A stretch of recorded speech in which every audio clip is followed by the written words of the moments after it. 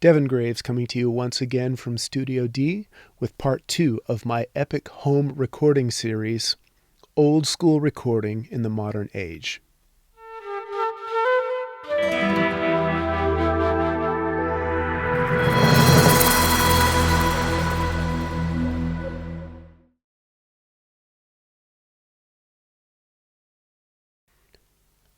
Today, I want to start with the very essentials of a home recording studio or any recording studio. It starts with a mindset, and the mindset says that a recording studio is not a collection of gear. A recording studio is a listening space. It is a space that is designed to record and to monitor sound. And this is going to mean acoustic treatment and an excellent set of reference monitors. The more attention and resources you invest into this aspect of your recording studio, the more your subsequent investments are going to pay off, the shorter your learning curve is going to be, and the better your results are going to be. So let's start with acoustic treatment, since no matter what monitors you buy, you can spend anywhere from a couple of €100, dollars to thousands on a set of monitors. But no matter which monitors you choose, your strategy for room acoustics is going to be basically the same. So this is where we want to start. Let's assume you are starting with a completely empty room. The first thing you want to do is you want to cut out all four corners, if you can. You can cut them out by placing acoustic panels diagonally into the corners from ceiling to floor. I'll get into specific strategies a little bit later. But start here. Now, you have your corners cut out, and what that's going to do is it's going to make bass traps. It's going to immediately make your room so much better from the get-go. It's going to eliminate all the problems caused, the pinging echoes that happen in corners, plus the exaggerated bass response that builds up in every corner. You cut that out and you're going to be way ahead of the game to begin with. Now let's look at the room itself. You want to set up lengthwise in the room to where you're facing the short wall and you have the long walls to your sides. This keeps the reflections coming from the rear wall hitting your ears far later, and it's easier to deal with that sort of situation. If you have to, for any reason, have the short walls to your sides, you're going to have that back wall much closer to your listening position, so you're going to have to be that much more vigilant in absorbing that sound. So having the wall far behind you is going to be much easier to deal with in either of the acoustic treatments we'll discuss. Actually, I'll say it now. There's basically two types of acoustic treatment as it pertains to the home studio. One is absorption and one is diffusion. Absorption absorbs the sound energy and kind of cancels it out. Diffusion reflects the sound energy in a scattered pattern, so it doesn't make a concerted assault on your ears by hitting your ear like a slap echo. We're dealing with three basic problems in the home studio. One of them being flat surfaces that reflect the sound as I just described, like a slap echo. Parallel surfaces, which reflects that echo back and forth, creating what's called a standing wave, which appears as some sort of ugly sounding reverb. Plus it reinforces whatever low frequency pertains to the measurement, the dimension of that parallel surface. So you have these parallel surfaces left to right, front to back, and ceiling to floor. And any ways you can break up those reflections are going to be beneficial.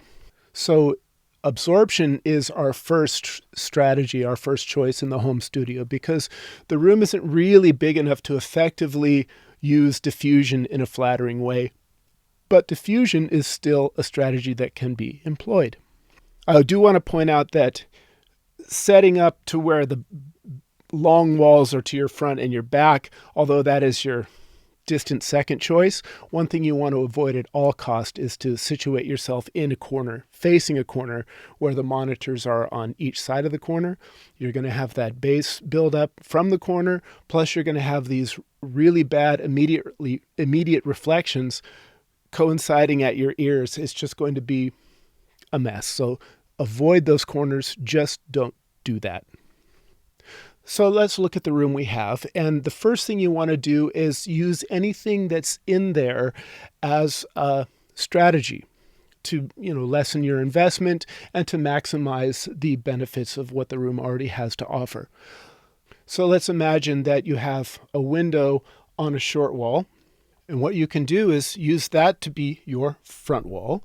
Place your speakers there.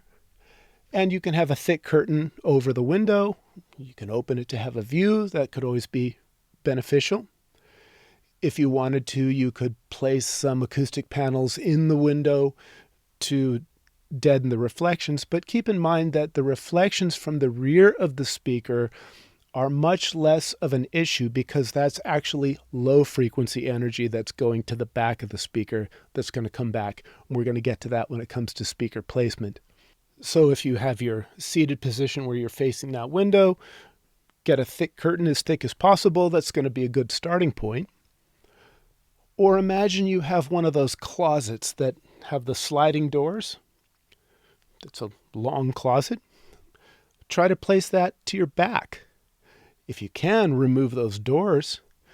Fill it as much as you can with clothes. Put sleeping bags on the top shelf, whatever you can, guitar cases, anything in there to just break up that geometry, to fill it up. Filling it up with clothes is going to give you a very deep absorption, and that's going to make an excellent bass trap. What you'll want to do is however many clothes you have in there, separate them as equally as you can, have them go all the way across, and that is going to cover that back wall very effectively. The same goes for a bookshelf. If you have a densely populated bookshelf, those books are going to make excellent diffusers. Plus, the spines facing outward is going to give you a depth of that absorption from all that paper that's back there. And it's actually going to make a very effective bass trap and a very good soft diffusion. What you want to do is have the spines of the books as staggered as possible. So it's not as good to have them flat and level at the surface, but have them staggered. Even if you have to pull some books out and push some books in, make the geometry as random as possible, or maybe make it flow, pulling them out and then pushing them in and so forth. If you don't have a bunch of books, you can use DVDs, whatever you have, even shelves with knickknacks, with anything you can have that's going to break up that geometry, especially if it's at the back wall. Those reflections are going to be scattered and not just bounce back. Having said that, still aim for absorption back there over diffusion if your room is small. Another strategy you might have at your advantage is if you have a walk-in closet. Fill that thing with clothes. If there are shelves in there, fill them up. Fill everything up with socks, with shirts, with anything you can to make a deadened space inside there. And you will have a fantastic vocal booth that will not only kill the reflections, but it will effectively bass trap. You can record acoustic guitars in there. You can even put your guitar amp in there and get excellent results. Even close the door and monitor from the outside. If you're doing a guitar, it might help you dial in the sound better. I found this out kind of the hard way. And because I found this out when I did, it took me a long time to understand the problems with room acoustics until I moved to another room. Back in 1992, I was recording my solo album at home, my first solo album, called The Strange Mind of Buddy Lackey, it was called. And I was singing and playing and performing in the room. I was situated near the corner. And one day I get a knock on my door, and it's my next door neighbor who I've never met telling me that he works the night shift and he sleeps in the day, and my singing is too loud and it's keeping him from sleeping. So this was kind of a disaster for me, and I thought, how am I going to do my record now? And I decided I'll go into my walk-in closet, and if I close the door, put the mic inside, maybe I won't have any trouble with the noise. And that did work. It worked great. And it also gave me a great vocal sound, and I didn't know how good I had it until a couple of years later. I moved and built my home studio in a small room, set up my microphone, and I could hear in my recordings the sound of my room. I could hear the walls. And fortunately, I had read some recording magazine tips on how to acoustically treat your space. And what I had done was put up some moving blankets using a staple gun, and that solved the reflections. I still had a lot to learn with room modes and, low frequencies and all that stuff. But there was a big difference in the clarity of the voice. All of a sudden, all those room reflections were gone, and I was in a much better space than with the bare walls. That was my first real rough lesson on room acoustics. So anyway, we're in a room, hopefully facing the short wall. Hopefully there's some absorption and diffusion already behind us. And now it's time to move in our speaker system. We want to set up our mixing desk, and we want to set up our speakers if they're on speaker stands or what have you. Now, the first thing is, let's talk about what kind of speakers. Again, the more you can spend on your speakers, the more richly you will be rewarded. Be sure you're getting a recording studio monitor and not even the most expensive hi-fi speakers, because a studio monitor is designed to be as flat as possible, not to be flattering, although some can vary. You don't want something to exaggerate the lows and exaggerate the highs like a hi-fi speaker would be inclined to do. You want something to be as neutral and flat as possible so you know what you're hearing. And then by the way of acoustic treatment and speaker placement, we're going to try and achieve the flattest possible response we can get from the room. What I would suggest is, since every investment you make, every microphone, every preamp, every plug-in, everything, every instrument, everything you invest in your studio is going to be judged through what you're hearing through these monitors. So I would suggest to have the price of your monitors at least match your most expensive next piece of gear, at least. And that's just a kind of a rule of thumb, a principle, but generally speaking, the more you spend on your monitors, the better off you're going to be. But don't overdo the size of the monitors. If you have a small room, use a small monitor. A small bedroom would probably benefit optimally with a 6-inch woofer. And if it's a medium-sized room, a little bit larger, you can use an 8-inch woofer, and that should be fine.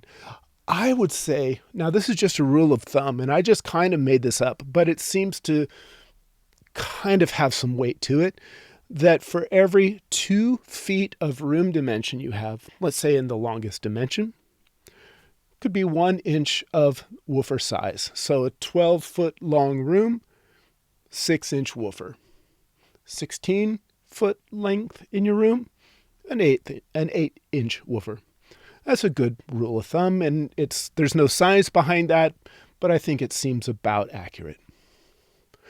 The benefit of the larger woofer is going to be that you're going to have more low-end response, and you're going to be able to judge your low-end better. So if you're using a 6-inch woofer, you might not have much below 40 hertz.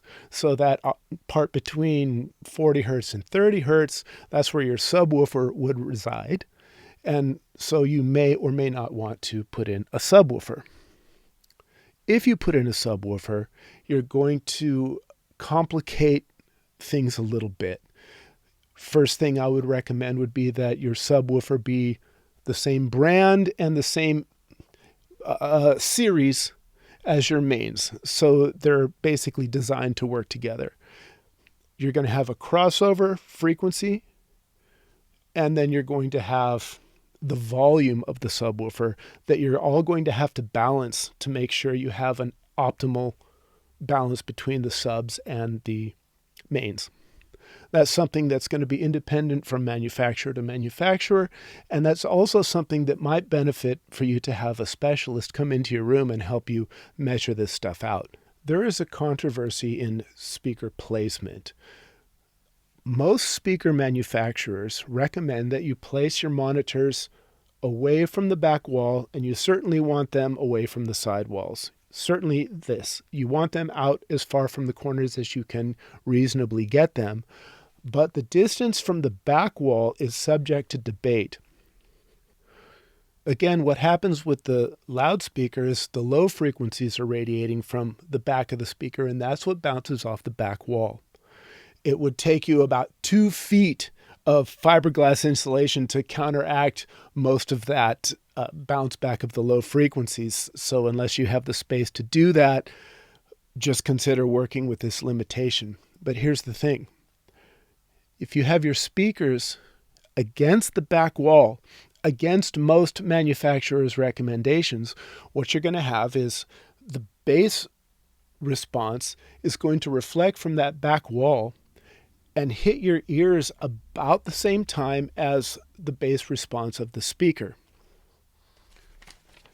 That's going to give you a low frequency bump that's going to look something like this.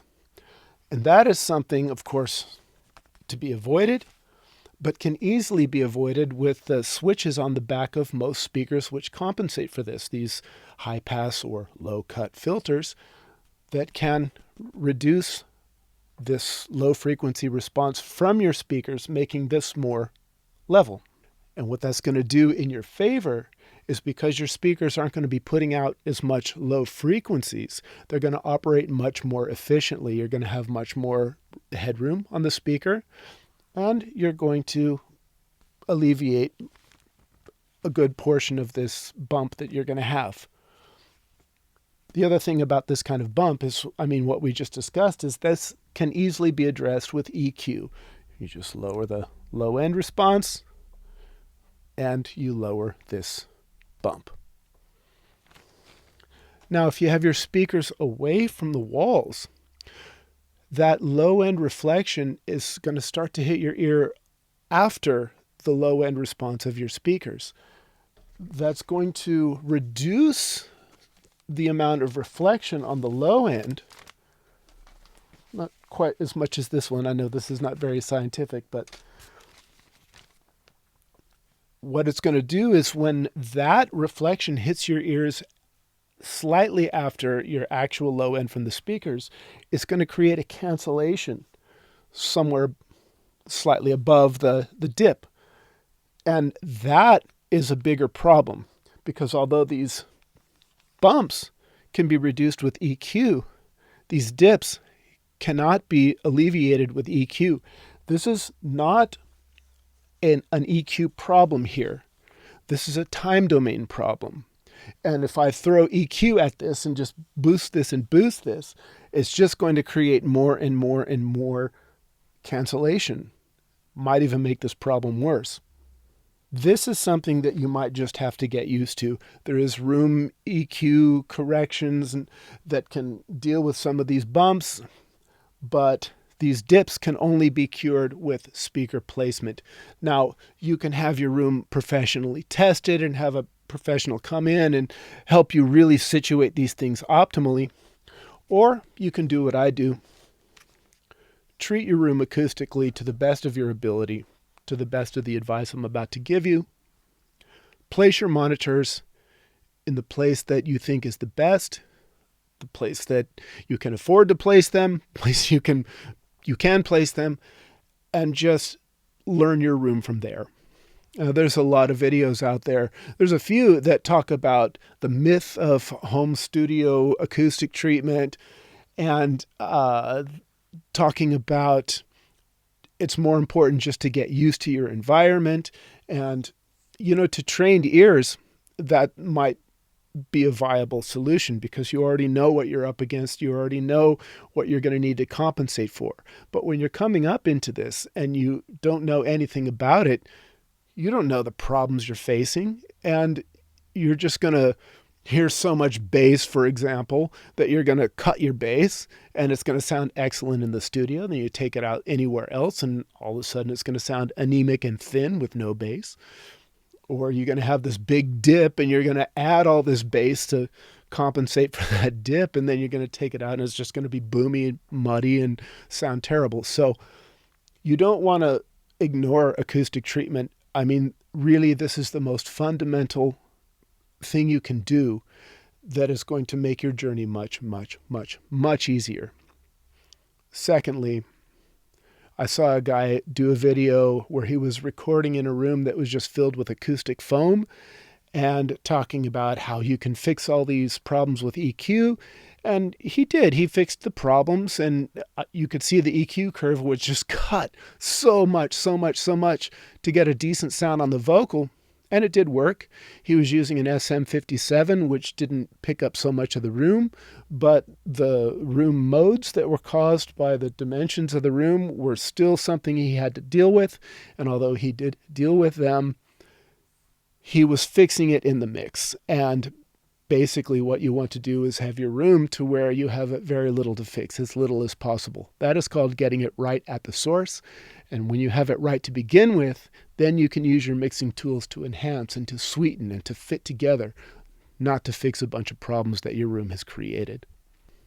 So what we want to do is we want to have our speakers, let's say, as close to the back wall as possible, as far from the corners as reasonable. You want them the same distance. You really want, in the listening space, you want symmetry from left to right, so that the reflections from the left and the reflections from the right are similar as possible, so that you have the most accurate stereo representation you can have. You have the speakers to where your head is the same distance from each speaker as the speakers are to each other. That's an equilateral triangle. You want the tweeters to where they're about ear height. I like the tweeters and the woofers, the space between the tweeters and the woofers, to be at ear height. And then have the tweeters to where they're aimed to where the sound would actually converge just behind your head. Not at your ears, but just behind your head. This is advice from a very high-end mastering engineer, and this is what he does. So this is what I do. So now you have your seating position decided. And you can experiment with the distance from the wall, and you can use existing material. Don't use your own recordings because you'll have no frame of reference. But listen to music that you know and you love, that you like the production of, that you like the sound quality of. And you might experiment with the distance of the wall, the distance from the wall, the distance from the side walls, what have you. If you have bigger woofers, they can be further apart. This triangle can be bigger. If you have smaller woofers, 6-inch or 5-inch woofers, this can be closer together and your circle can be tighter. That's going to give you the benefit of being further from the sidewalls.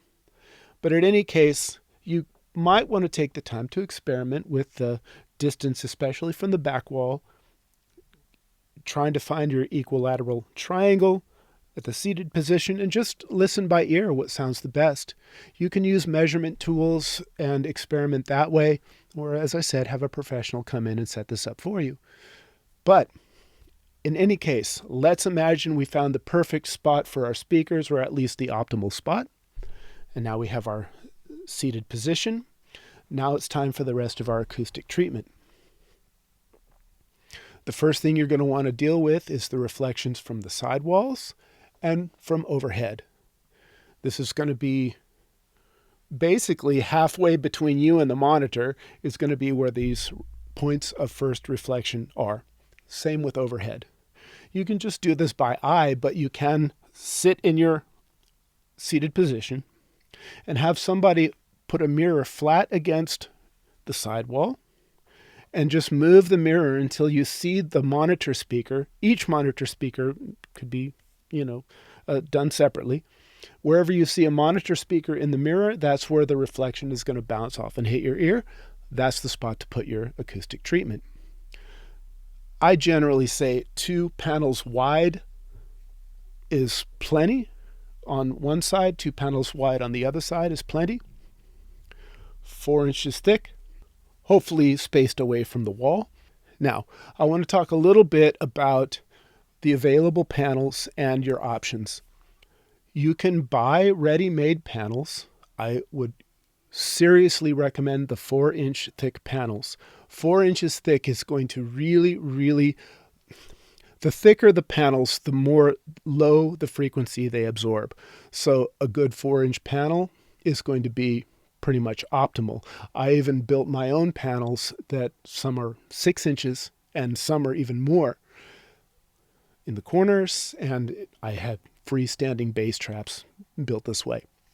Now, these panels, if you buy them commercially for a 4-inch thick panel, you're going to spend about $100, €100 per panel. You're going to need about 2, 4, 6, 8, 10, 12, 13, 14, 15, 16, 17, 18, let's say 18 of these panels, optimally 18. So that would be what, $1,800 for acoustic treating your room. That still would be money well spent, but you can accomplish this for about a third of the price by making these yourself. I would recommend Owens Corning 703 compressed fiberglass panels. Now, some years ago when I started this, these panels were dirt cheap. They were just construction materials. But since the home recording revolution came out, these people caught on and the prices kind of skyrocketed. Having said that, you can still save at least half to 2/3 of the price of buying commercial panels. The benefit of buying them commercially is you don't have to have any tools or any supplies. They're beautiful. They're going to look professional. They're going to be fit and finished, ready to go. If you make them yourselves, you're going to have to invest in not only the panels. Now, these panels, by the way, for a pack of 6, Owens Corning 703 is about $200, €200 for a pack of 6. So that's $200 versus $600 for ready-made panels. But you also have to consider some other things in the budget. You'll have to consider what kind of cloth you're going to use to wrap them. You need to wrap them because they're fiberglass and you don't want that stuff floating in the air. It's not something you want to touch. It needs to be completely wrapped.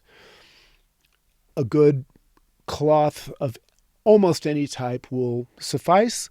Just pick a cloth that's not too stretchy. It maybe can stretch a little bit, but not too stretchy. And I'll make a separate video on how to actually build these things yourself from the ground up. And another thing you're going to have to consider is to make wooden frames. So the wooden frames are great. If you have 4-inch thick 703, then you can take 6-inch thick wooden, like say 1-inch by 6-inch pieces of wood. Make yourself some frames that are 2 feet by 4 feet on the inside measurement, and your wrapped 703 panel can just squish right on in. And then you can stack 2 of those in each corner. Your corners are going to be blocked out. Take a little bit of acoustic foam, for example. And the one useful thing you can do with acoustic foam is use it to wedge the top of the frame to the ceiling, maybe put a little bit down at the bottom, or use those rubber feet down at the bottom that are used for, furniture or whatever you get at Home Depot or wherever. And this will effectively decouple the bass traps that you'll have in your corners. These are your bass traps. And it will also give it, if you use foam on the top, it'll give it this sort of diaphragmatic action, which of course is going to be subtle. You're not going to be blaring music most likely in your home studio, unless you're recording drums in that room. But these panels might actually have diaphragmatic action, which will further increase your bass reduction response. It will effectively be a bass resonator. Now, if you're dealing with corners that you can't cut out by wedging in these panels like I suggested, say for example you have a door at that corner, or maybe a window, or any other reason that you can't permanently cut that corner out, you can either A, just make a panel that you can move aside and move into place when you're mixing or recording, or B, you can consider using a tube trap that's a freestanding device that costs somewhere similar to the amount of what a purchased prefabbed acoustic panel cost, I might have paid 160 euros. I have 4 of these things in my studio, which are actually by definition bass traps, and so they may even be more effective in some ways at canceling out low frequencies. But you can stack 2 of these on top of each other, for example, to put those in a corner, put those in any place that you can't cut out the corner with the flat panels. And on that back wall, if you don't have the amenities I was talking about, like a long closet or a bookshelf or whatever, that's always a good place to just break up the geometry with anything you have. If you have shelves you can put on the walls, like I said, with decorations and stuff, you put that stuff up higher, put a sofa back there. That's going to do a great deal in terms of acoustic treatment, a nice sofa. You can put your guitar amps back there, your instruments back there, any furniture you have back there on the back wall, and that's going to serve to break up that geometry. But if you're in a small room, a medium-sized room, always remember to use absorption as much as you can. So this, what I've just described, is exactly what I did with my back wall. I have the sofa there. I have my guitar amps to the left and the right. Of course, I have my corners cut out with my bass traps. And then the empty wall space that was left behind, I just put up 4 prefabbed acoustic panels from Addictive Sound. And they have a slight reflective principle to them. And you can see I have little knickknacks and decorations on the furniture on my back wall, anything possible to break up that geometry, but as much absorption as possible, and that is always something you could do as well. So if you build them in these wooden frames, they can be freestanding also to the sides. Maybe you could just make little legs, or I don't know, some sort of way of elevating them up high where they're freestanding on the sides. 2 panels, 2 by 4, 2 of those left and 2 of them right. And this way you won't have to worry about drilling holes in the walls, mounting anything if you're in an apartment and you can't do this, construction. So far, everything is just going to be freestanding.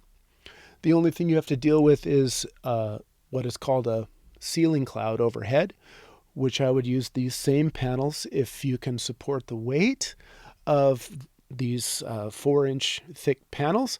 I would wrap these in cloth but not make a frame, because the frames will exacerbate the weight problem significantly. Use some sort of hooks and chains to fasten these things. I'll show you how I did mine.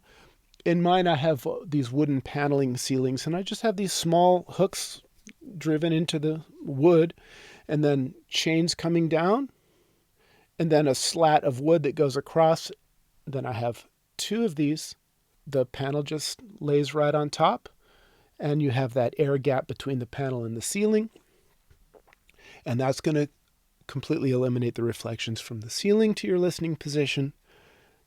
And that is going to be pretty much it. If you have that closet behind you filled with clothes, you're pretty much done. The only other thing you might want to consider is a little further out into the room. If you're recording out further into the room, further from the mixing position, you'll want some acoustic panels there as well, because not only do you want to eliminate the points of first reflection from your speakers, but you also need to do it from the microphone. So if you have that walk-in closet, problem solved if you have enough clothes in there. Otherwise, you might want to budget for a couple more panels that's going to be at the point of first reflection between you and the microphone, to the sides, to the ceiling, maybe a carpet on the floor. Carpet on the floor is going to be a good idea from the mix position as well, especially if you have tile floors or hardwood floors like I have. Having a good carpet out is going to eliminate the reflections from the sound source to the floor.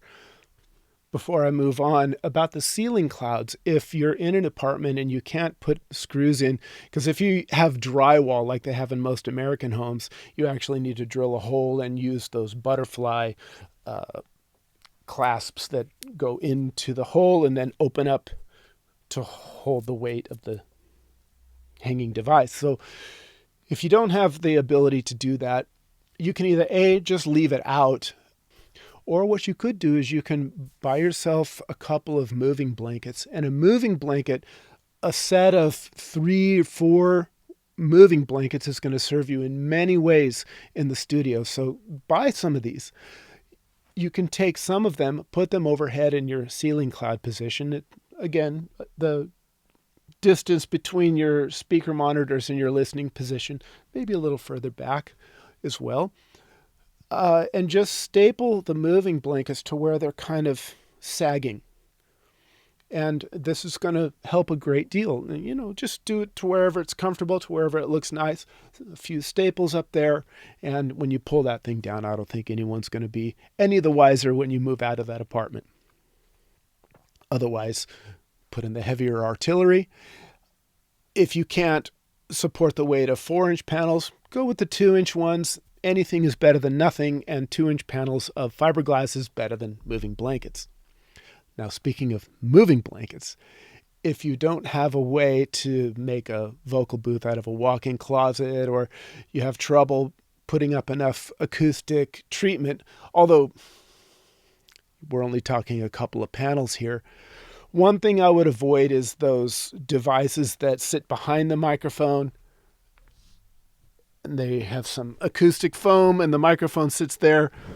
Those things block off the sound that the microphone is already rejecting anyway. I mean, of course, it might not hurt, but it's not really going to help much because your mic is picking up from the front and it's going to be dealing with reflections that are coming from the wall behind you and the walls to the sides. And so a good strategy could be to face this microphone to the best treated wall in your room and then just deal with that. But what you want to make sure is that you're not facing any possible sources of sound coming into the room, like the window, if you have a window at your front wall, or if you have a door to the side wall. You don't want to face these doors if somebody's vacuuming outside or watching TV, because that's going to be where the sound is going to leak in.